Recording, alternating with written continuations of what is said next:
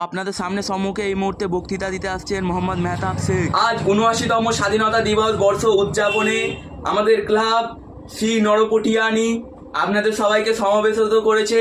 তো আজকে আমরা জাতি বর্ণ ধর্ম নির্বিশেষে, জাতীয় দল নির্বিশেষে আজ বক্তৃতা দেবো শুধু ভারতবর্ষের স্বাধীনতা সচেতন সংগ্রামীদের জন্য।